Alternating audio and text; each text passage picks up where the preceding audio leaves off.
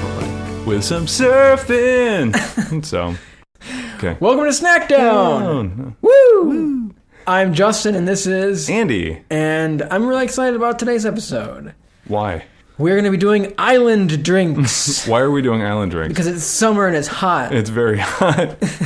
I just turned off the air conditioning so that we could record silent, and it's already, I can feel it. It's getting warm, yeah. It's getting warm by the second, so we're going to get into this drink soon. Very soon. So, I'm parched. Last week we did barbecue, and Andy showed his skills in telling what is in a barbecue sauce. I had no expectations of myself going into that. I'm like, look, this whole taste test thing, Justin, is not going well.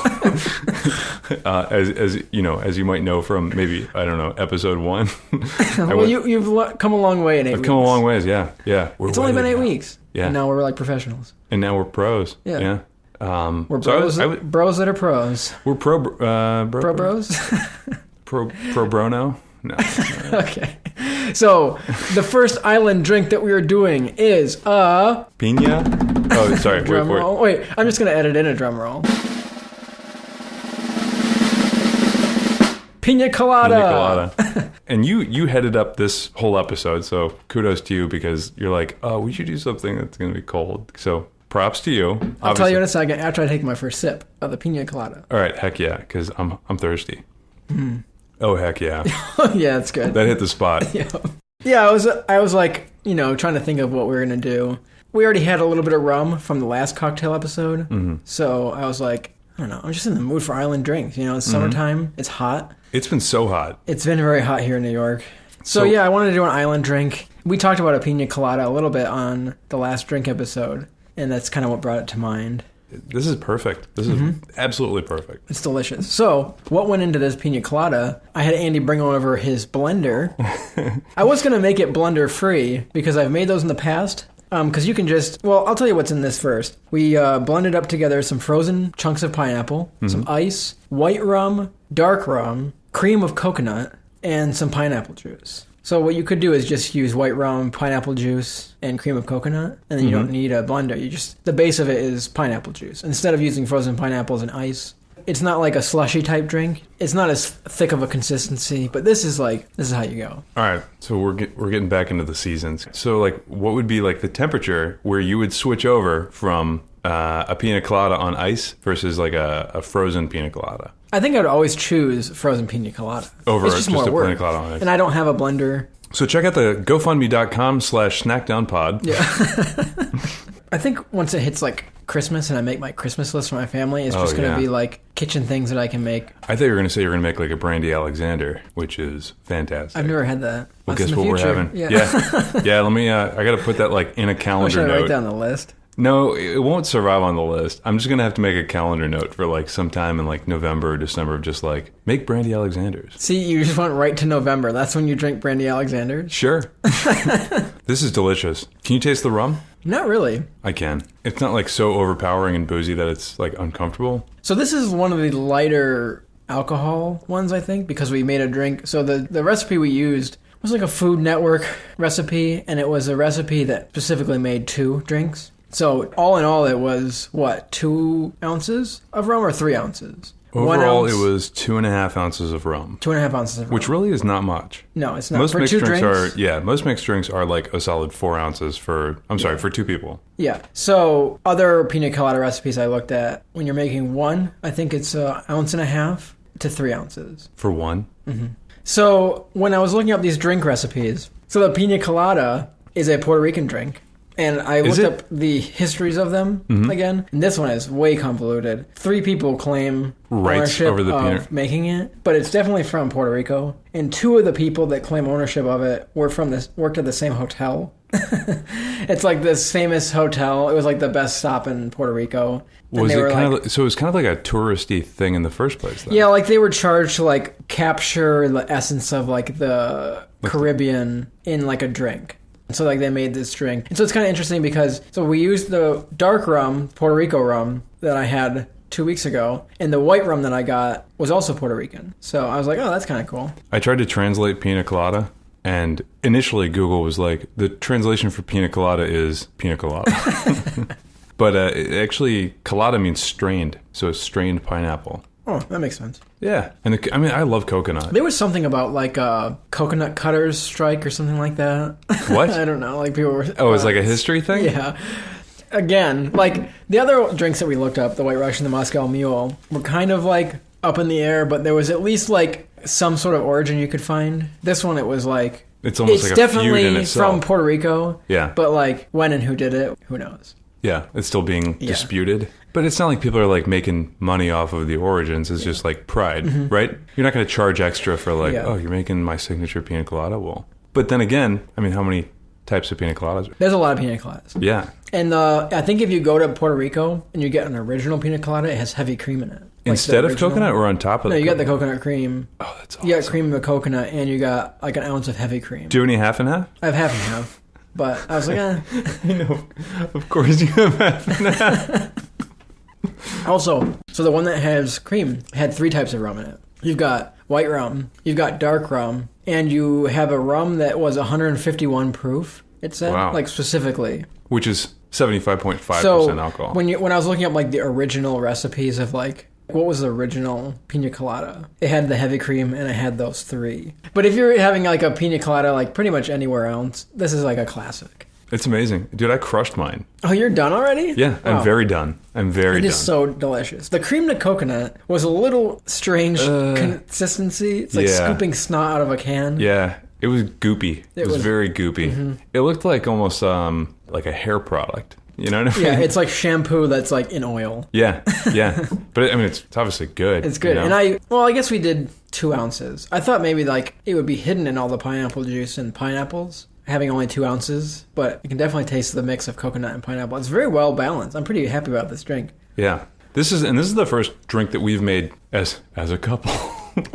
Oh, yeah, we both that we've we had were to, like blend. Andy put an ingredient in, and I put an ingredient in. It was very first date. And then we held the button together. No. Yeah. And then we held the button together, and then at the end I had a wooden spoon and I kind of scooped out a little bit.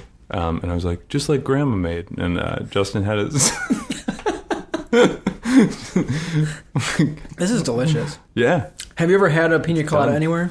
I'm sure I have. Yeah. You said you were out. Didn't you go to the Caribbean or you went to South America? Where was it? I can't remember. I've been to Costa Rica. A couple times. I feel like that's a good spot to get a pina colada. Yeah. I mean, the fresh fruit's incredible. I'm not sure if I even got one there, though. I had a pina colada when I was in Maui, and that was delicious. Yeah, I should have had one. Here's a question. Do you know what rum is made out of? Molasses? I don't know. What is it made out of? Sugar cane? I would assume sugar cane. But sugar cane is cachaca. Cacique? Cachaca. Are we saying different? What are you? Are we saying the same thing but different? How do you spell cachaca? Oh, no. Cachaca. Yeah, I see. Cachaca, sugar cane. Fermented sugar cane juice. I would assume that. Okay, let's see what rum is made out of. Because I was looking at the rum and we had the rum drink. My mom's like, "Well, what is rum made out of?" And I was like, "Huh." Like, didn't come up last time. And then you didn't look at them. Okay, rum is made from sugarcane byproducts. Because the Caribbean and the Bahamas are huge for rum. Like we're not making rum in the U.S. at all. Like all those island drinks are rum-based because rum comes from the islands, obviously. So it's made from sugarcane byproducts, which is either molasses or directly from sugarcane juice. Have you ever had sugarcane juice? Just I've bitten sugarcane before, but I never had like juice. They would it was definitely in Costa Rica. They would just run it through a, kind of like a wringer almost. Yeah. And they would just squeeze it out and they'd just give you a cup. And there was little fibers and stuff in there, but it was very, very, very good. Yeah, because when I was in Haiti... You were in Haiti? Yeah. Jeez, man. When I was in Haiti, I had were you volunteering or something? Or yeah. Yeah? I was on missions work. Oh, okay. I'm like, dude, you're a very well-traveled man. It sounds like it, but... You're just name drop. I mean, I've been to 3 countries and then the United States. Wait, is the United States the third one? No, let's see. I haven't really visited. I mean, how many states have you been to? See, that's the thing. I've gone to all these countries, but then people tell me all the states they've been to. I'm like, all right. I've been to, let's see. Haven't been to Tennessee. I've been to Kentucky, barely, for an hour or whatever. That doesn't really count.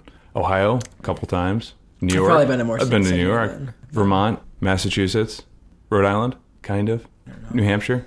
I mean, I stepped into Maine. I went on like a Kittery. country road trip with my parents too. So we went all Oh the way my out. God. We were like, Would you guys get like an RV or something, or we just were like in a sedan? like a Jeep or something like that. Nice. And like driving across the country. And then I went on a road trip with my friend right after high school. Oh.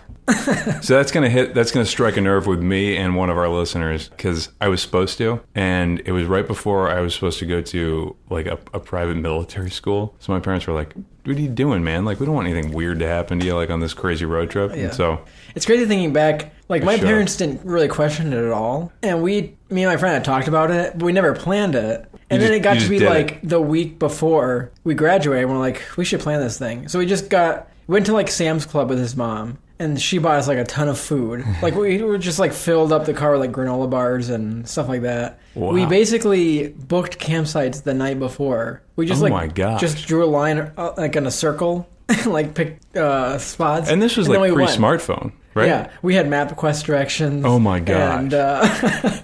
And we just went. So you stuck to like the major highways for the most part? So we went to like... You did like 90? We went west to like Ohio, then went all the way down to like Tennessee. This wasn't Joel, was it? No, my friend Alex. Shout out to Alex. Listener? I have no idea. I don't think he even knows it exists. Alex, if you're listening to this in the year 2050, or at our gravestone. Oh yeah, or if it's playing at our gravestones. If it's playing at our gravestones. You owe us $5, so please slip it into the box that is opening right now. The deposit box? The deposit box, and or give us 5, whatever the currency is then. Give us 5 units of... What do you think would be worth... Like, obviously, the monetary value is going to change in the future. Like, what do you think is going to, like, be money? Because basically, the only standard of currency is things rarity. You know what I mean? Ice. It could be as the climate continues. I don't know, yeah. Well, we're always going to have... Yeah, we've got modern refrigeration. I think they'd go back to rare metals at a certain point. Yeah. Because we kind of moved away from them, but I think maybe we'll go back to them. My brother was just talking about a comet full of gold that's headed towards our galaxy or something like that. And he's like, there's enough gold on it to make everyone on Earth like multimillionaire. Like, but then and I said, yeah, but then it's not going to be worth anything if there's that much gold. Yeah. And gold is like, I think it's useful certainly in terms of like, like semiconductors and conductors and like that application. But what's it worth otherwise? It's really malleable and it looks really nice. And our sense of worth on the planet Earth is weird. The things that are worth money, like diamonds and gold, we don't use them for anything other than like necklaces and like fancy things. You know what I mean? Maybe the currency in the future would be like machetes, stuff like that. I'm looking at your machete over here. Andy was like, we have a pineapple, and Andy's like, do you have a good knife to cut machete? Your knife? And I was like... Your knife is very... Like your kitchen knife? Yeah. Justin has... My kitchen knife, I have one knife for cutting.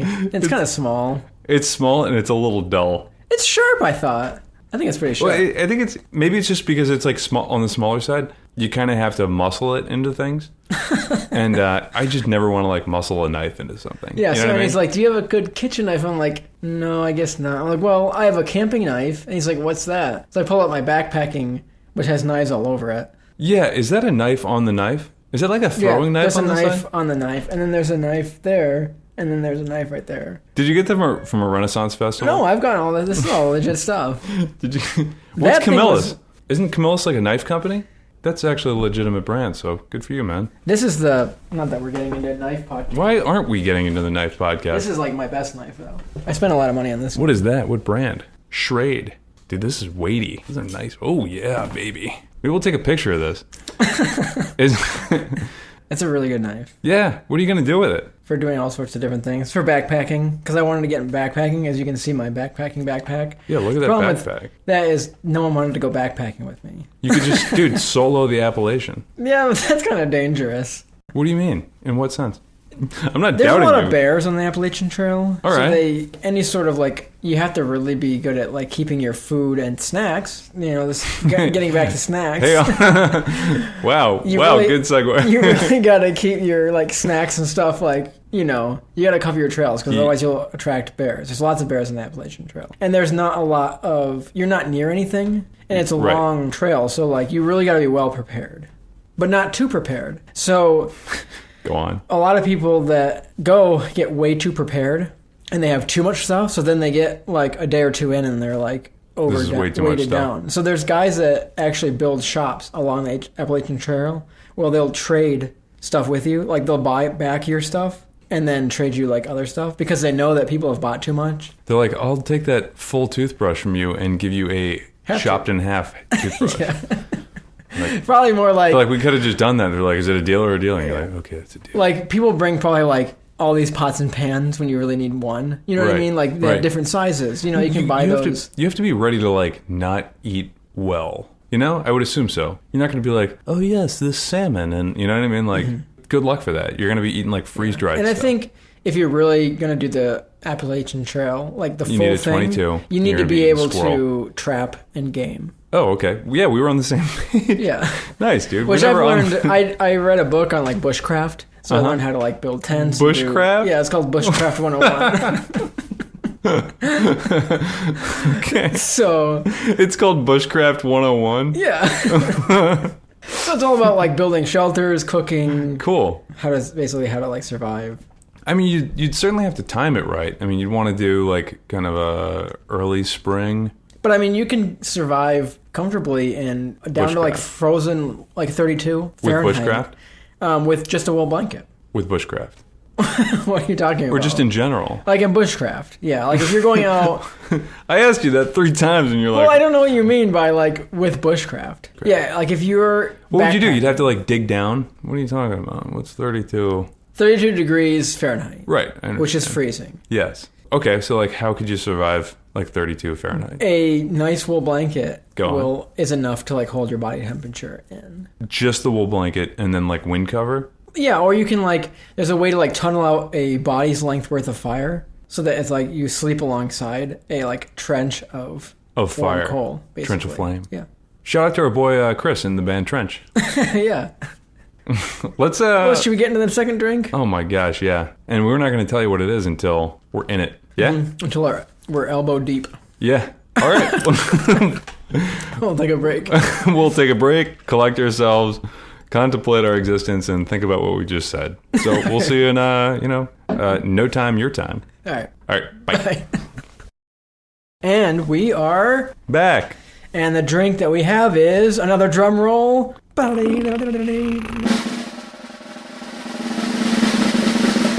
Bahama Mama! Or the Bahama Papa. Really. Yeah, I don't know. So, now we're just a couple of dudes sitting here on a Saturday, sipping up on our Bahama Mamas. This is delicious. What's in a Bahama Mama? So, Bahama Mama, the one that we made, of course, again, there is all different types of Bahama Mamas. I think every place kind of like puts their little spin on it. So, like, it's hard to, like, find an original recipe. But a Bahama Mama is rum. So we put in white rum, dark rum, coconut rum. And then there's orange juice, pineapple juice, and a little splash of grenadine. You're getting a little ASMR because it's real icy. It almost kind of has, like, a little creamsicle flavor to it, doesn't it? Mm-hmm. And definitely, like, the orange part of it, but I'm trying to think of, like, what the other addition to make that a creamsicle flavor. Maybe like, maybe like the full splash of grenadine kind of makes it. Maybe. It's good. It's very good. Some of the recipes I saw had like banana liqueur in it too. Oh, that sounds good. Yeah. So let's talk about the ingredients that we have for this Bahama Mama, and let's talk about quantities. What'd you have to buy for this? Oh, well, I had to buy white rum. Okay. Coconut rum. Sure. Oh, okay. We already had the dark rum. Yep. Some grenadine. Oh, okay. How much grenadine did you buy? So when I was at the liquor store, I was like, I gotta get grenadine while I'm here too. And I'm like, do you have grenadine? He's like, yeah, it's right over here. And so they had jugs of grenadine. Like plastic jugs. I'm like, okay, whatever. I mean, it wasn't that expensive. But then when I was at the grocery store picking up like the pineapple juice and stuff, I saw little tiny bottles of grenadine. I'm like, that's probably what I should have gotten. And that's usually like what people buy. Uh-huh. Because we put a splash in. Yeah, we put a splash in. How many splashes is that one going to last you? I don't know. The rest of the podcast? It's probably going to, probably longer, to be quite honest. You should open up your own bar. I mean, look, you've got most of the liquor for it. I know, I've got lots of half and half now. Tons of half and half. We've always had it. I wonder if there's a drink that uses half and half and grenadine, because then I could like plow through both. You should make one. Cream de gren? Dude, that sounds like a drink. let me pitch an idea, and here's a little pivot for you. Let's have an episode where we make our own drink. This has to be unique. It can be similar to other drinks, but you can't just do something like, instead of like 1 ounce of rum, I'm doing 0.95 ounces of rum. So there's something I've asked people, although I don't really have a good answer myself, but I asked them, if you were to put your personality into a mixed drink, what would it be? Something bitter.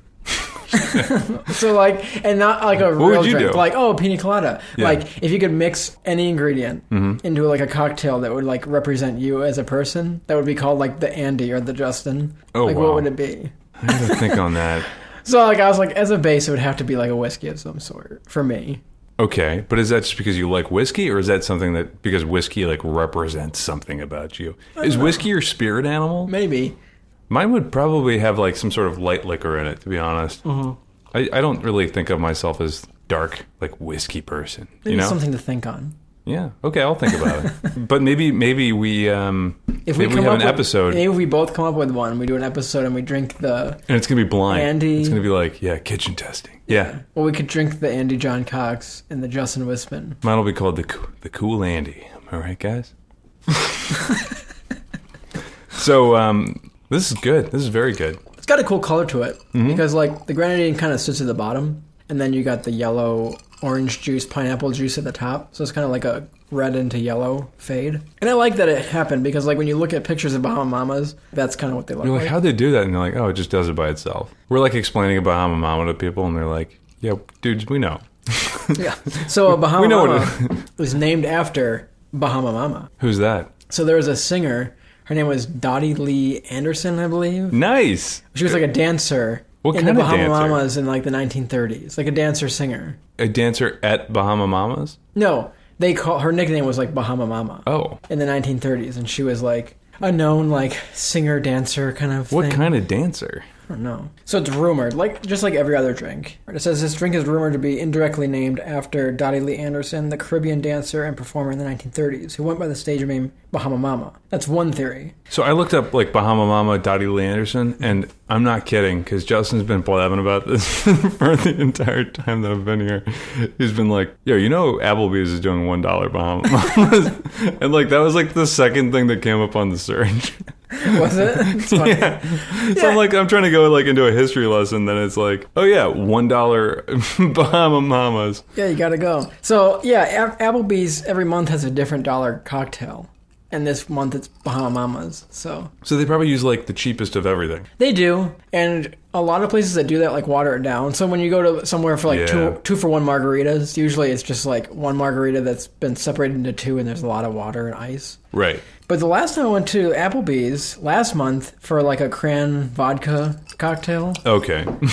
You can't call it a Tito's and Cran because I don't know what was in it. it was if it was a buck, It was like a not cranberry Tito's. lemonade vodka type thing. Okay. Yeah. And they were good. Like they make pretty decent drinks.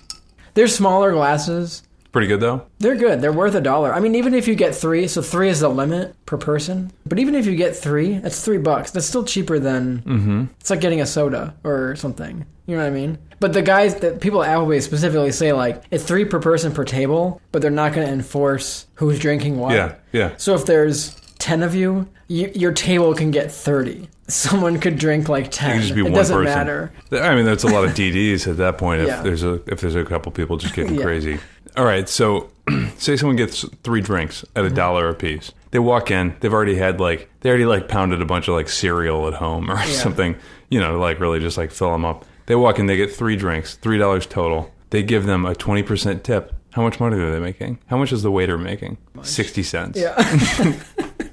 That's terrible. That's so terrible. I mean, the assumption is like, they give you like wing night or something like that. Wing night's great because then you have to buy a bunch of beer afterwards. But I feel like in the drink world, if you're ordering just drinks, it doesn't follow strictly to the 20% rule. Because usually people do a tip per drink kind of deal. Yes, I agree. Like when I go to a bar and order a drink, I don't think of, okay, that was this much, what's 20%? Usually, You know like, what I if you mean? get a drink, you just give them $1 or $2. Or, I throw $1 or $2, depending on what it was. Like how much the drink was. and like how much effort it took. Yeah. So if it took like 'em, mix me a cocktail, I'll throw like $2 or $3 on. Yeah. If it's like they just poured a beer at the tap, maybe I'll throw $1, depending on how much it was. I agree with that rule. But I'm not going to be like, oh, okay, this was like $7, so you're counting all your buttons and you're like moving the lint and yeah. So what kind of characters are like rolling up to Applebee's and like, I mean, can you... Me? No. Yeah. People like me, is there anything wrong with that? I was actually going to see if later people wanted to go get Bahama Mama. Nice. Although I'm drinking one now, so. And this one's probably better. You'll have a good, but you'll have a good base as it like... Oh yeah, maybe I should do it just for the pod. So there's another theory about this drink, that it got popular during Prohibition, because I guess rum was being smuggled in the Caribbean, or the Bahamas, I mean. So from the Bahamas or into the Bahamas? Rum was being smuggled in and out of the Bahamas. Like, the Bahamas was like a spot for like smuggling rum during the Prohibition. And probably like all around. Yeah. Yeah. And so like they think that during the Prohibition, Bahama Mamas kind of gained more popularity because people were drinking more rum and going to the Bahamas. I don't know. I got to tell you, so the town that I'm from, in Maryland, it's a dry town. Did you know that? No. I grew up in a dry town, and it was a dry town because... Still dry? Still dry. Actually, no, I think they lifted it just, after I moved, when you say a dry town, do you mean they can't sell it there, or no one in the town they can't sell it. Alcohol? Also, no dancing either. I'm kidding. That's what that movie like Footloose was about? Yeah. What do you call a town that you can't drink? It's like it's not dry, it's like still square. It is a square town. Yeah, that would be a square town. But you couldn't buy alcohol in the town. So like you just kind of drive like not too far away, and then they would get all the business. So, but that came into effect because there was an election that went on, like a local election, and the politician who was trying to get people to elect him was giving people like whiskey if they voted for him, like right outside the voting halls or whatever. And this is why we can't have nice things. It's great, yeah. People always ruin everything, but like it's crazy to imagine Prohibition, because now America, there's just so much liquor everywhere. Yeah. Like every street I go on, it's like liquor store. And, and they're continuing to expand it, because now like grocery stores, at least in New York, are starting to sell some wine and stuff. So to imagine a time where the U.S. had a dry country is kind of like insane. So what do you like better, the Pina Colada or the Bahama Mama? It's tough to say. They're very similar but different at the same time. Yeah, I mean, the Pina Colada really helped me cool down, right? Like, that was just putting ice directly into my stomach, like, which is fantastic, right? Yeah. The Bahama Mama. Do you remember the Muppets? Yes. Where they were like, hamana. I thought you were thinking of the Manamana. Oh, not Manamana. No. Yeah. There's like a lifeguard pig or something like that, and he'd see like this like beautiful female pig or something. He'd be like, hamana. Anyway, the Bahama Mama. I like the fact that it does have like a creamsicle sort of flavor to it. So I gotta say, I probably like the Bahama Mama better. Right. Can you do a frozen Bahama Mama? I'm sure you could. Yeah, I'd like to try the Bahama Mama with the banana liqueur. I think that'd be interesting. But I mean, like also like blending ice into it. Yeah. I think that'd be cool. Yeah, that would be cool. I think they do. I like the Pina Colada better because I liked the coconut. So they both have pineapple juice. Yeah. This one has orange juice. The other one has coconut. I am not a huge fan of orange juice. Why? I don't know. Seriously? I really don't like orange juice that much. Do you brush your teeth right before having orange juice? Or? No, I never drink orange juice. I don't like orange flavored things that much. I don't hate it, but like I'm never drinking orange juice. Hey, everyone's hearing this, right? I know everyone loves orange juice. And like when I go somewhere, for a breakfast, it's always like, would you like some orange juice? No, just water. No. Does it upset your stomach? I just don't like it. It's so strong. Like there's things that are like citrusy. And then there's like orange juice, which is just like a punch in the face. There's a bunny. There's a bunny outside? Yeah, it's a big one. He's snacking on some grass. He is. I think he's offended that you don't like orange. I don't hate orange juice. I just have a strong disdain for it. No, I don't like drinking it straight. Like I don't like it enough to drink it straight. I like oranges, I guess. You like what? Oranges. Yeah, I don't know. I like the coconut better than the orange juice. So I think I like the Pina Colada better. All right, so I'm reading Bushcraft 101. I'm sorry, Justin. I wanted to listen to you talking about how much you hated orange juice. Or you backpedaling about how much you do or do not like orange juice. But this tells you how to make hardtack. Mm-hmm. That's like the first thing that's on here. Yeah. Actually, it's not that big Should of a section. Should we have a hardtack snack? Yeah. Dude, should we do hardtack? It'd be like the most bland episode. That's what sailors would eat out on the open seas. Can I just read out? I mean, it's 4 steps, right? You ready for it? Hardtack requires 4 to 5 cups of all-purpose flour, 2 cups of water, and 3 teaspoons of salt. That's it. 1. Preheat the oven to 375 or 350 if you have a convection oven or reflector oven. What's a reflector oven? Isn't that for like survivalists? It's when you have like a huge magnifying glass and you hold it in front of your window. Oy vey. No. All right. Mix the flour, water, and salt together in a large bowl. It sounds like we're just making Play-Doh at this point. And make sure the mixture is fairly dry. Add more flour if necessary. So, I was listening to another podcast. No, you weren't. Were you cheating? Shout out to Literary Disco. No. Were you cheating on us? But one of the people on that podcast went on. So they do like, you know what a tall ship is? A tall ship? Yeah. It's like an old ship, like the Mayflower. You know, the old, they call them tall ships. Why? So just the mast is huge? I think the masts and all that. Anyways, they're called tall ships. And I love sailing. Like I read lots of sailing novels. Do you want to go sailing sometime? Like true sailing, I would love to go on like a tall ship. But anyways, they build replica tall ships and then take people out on the tall ships. So this person went out on a tall ship, like a replica tall ship. You know, and they go on like a day or 2 journey. And you know, you'll climb like the sails and what? Like a tall ship. You know, you'll hoist the sails and you'll climb the rigging. But when you go down into the cabin, you know, they have food and they have hardtack. So like the tall ship. No, okay. Now you're catching on. How many times have you said tall ship? Can we count them? Can we have like a robotic voice that's like 13? 10. 13. Anyways, you go into the hold and, you know, they would have like hardtack and you can like eat this like... Yeah. But then she's like, they also had like gluten-free muffins for like people that were like gluten-free. She's like, that just kind of ruined it. They're like, you have to survive unless you're gluten-free. Yeah. That's fun. Or keto. We also pay attention to keto diets. Yeah. It's way more. Yeah. That's funny. But yeah, like hardtack was a huge thing that they used to eat on long journeys because the salt would preserve it for like a long time. Wasn't it also a bonus if like maggots got into it? That's protein. I don't know about that. I heard that somewhere. I don't know. I feel like a lot of my childhood I bounced around from like little like Boy Scout lessons to Civil War lessons. Because like, you know, down in Maryland, you've got like Antietam nearby, you've got Gettysburg nearby, you've got Bull Run nearby, like... So it's just like a lot of that type of history. And like, you know, you've got like a bunch of like Civil War like reenactors and they're like, yeah, and you got hardtack. You know what I mean? like, and this is what I'm going to eat all weekend. And then I'm going to go back and be a software designer. And like, nerd! You know? So I feel like I probably heard that at some point, whether that's valid or not. Like, have you heard my maggots story? No. Should we save that for the Patreon of like the... This is like the food friendly podcast. Do you want to do it? You do it. Has everyone eaten? Yeah. Has everyone eaten already? Okay, good. Press pause until you're done eating. And okay, Justin, go. Maggot story. Yeah.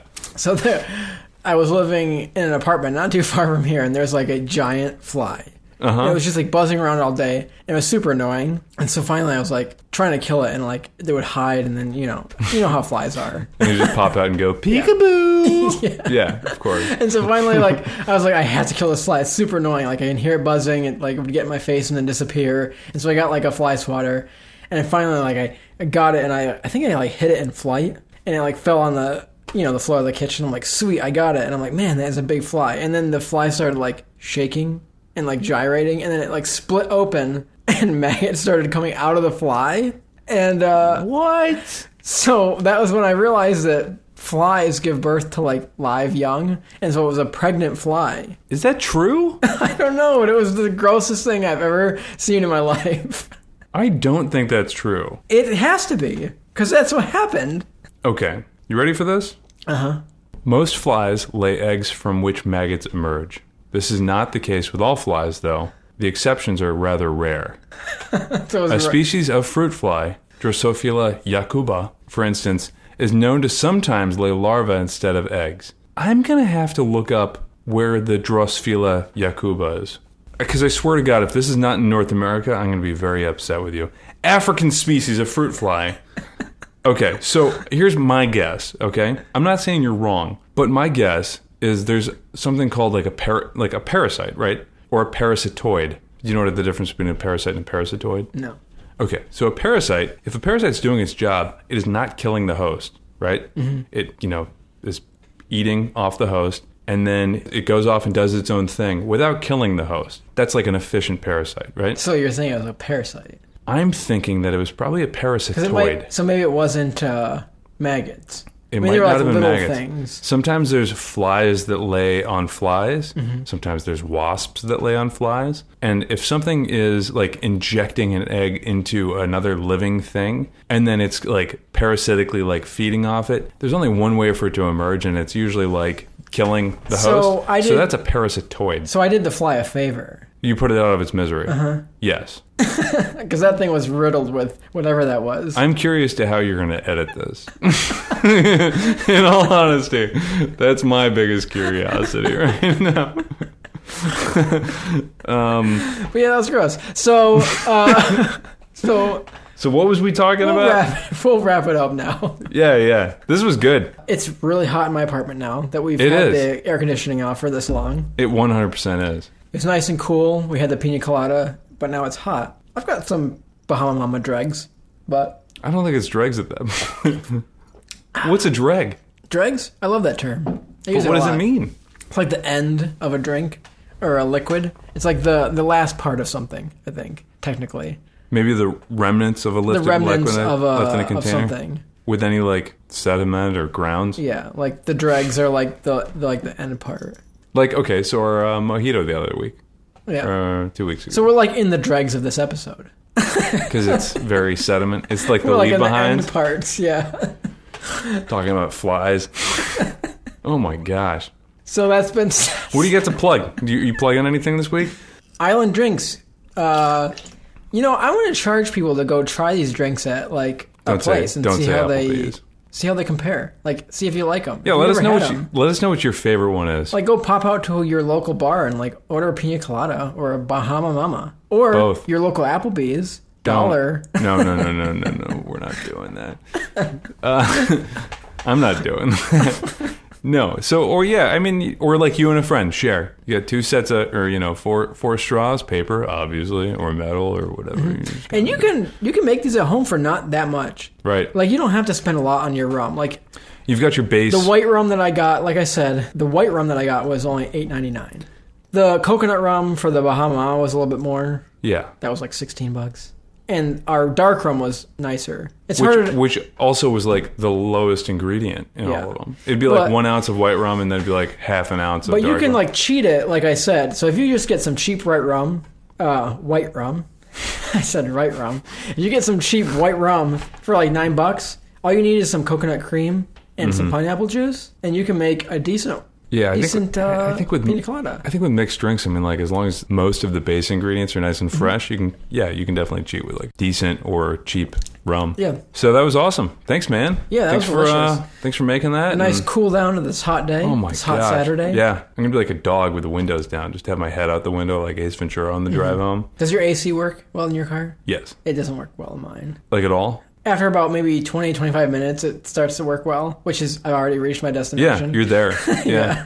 So you just do windows down most of the time? Yeah. Do you like drive and like you've got like one arm on the wheel and the other arm like straight in the air? Yeah. I switch. No. Yeah, you switch. No, it's hard to do. It is hard to do. Yeah. So we've been doing a lot of cocktails lately. I think they're fun. I think people like them. Yeah. You can do them yourself, yeah. Yeah, and they're pretty easy to make. I mean, I've got a lot of ingredients now. I'm going to be making pina coladas and Bahama Mamas all week. Yeah, you're going to be set for the summer, fall, winter. Or this week. If you drink all of that in a week, I'm going to see you in the hospital. Yeah. Like, hey, Justin, why are you so yellow? Oh, liver failure. Yeah, So Andy liked the Bahama Mama better, and I liked the pina colada better. Yeah, subtly. It was like just a nose ahead. I think the pina colada was by far better. But maybe it's the orange juice thing. Could be the orange juice Not thing. A huge fan of orange juice. Do you like, here's a question, pulp, no pulp? Lots of pulp. Oh, gross. Why? I have to get no pulp Why? I don't want to get like dregs in my teeth. Don't call it dregs. It's called pulp. I don't want to get like. What do you like a blue whale or what's the whale that like eats all the plankton? Like a baleen whale. Okay. All right. Anyway, this has been your most recent. Oh my gosh, this has been your most recent episode of Snackdown. It's fantastic.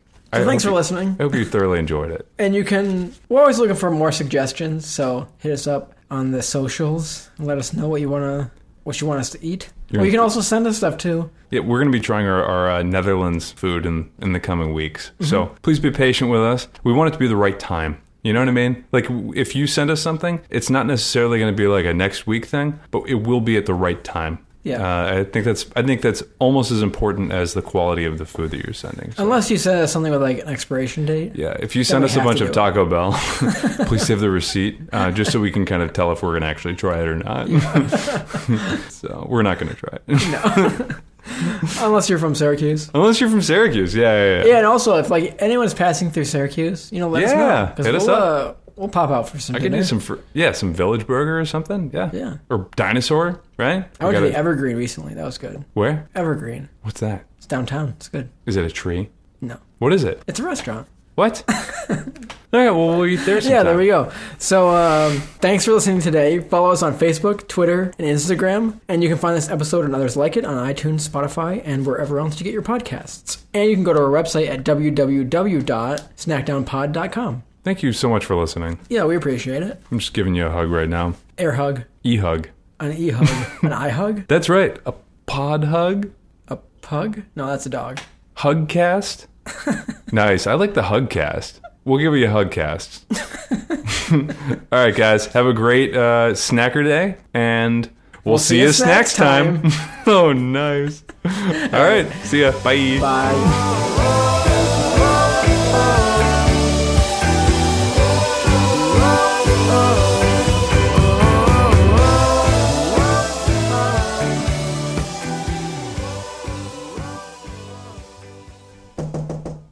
Hello. I do double cheese.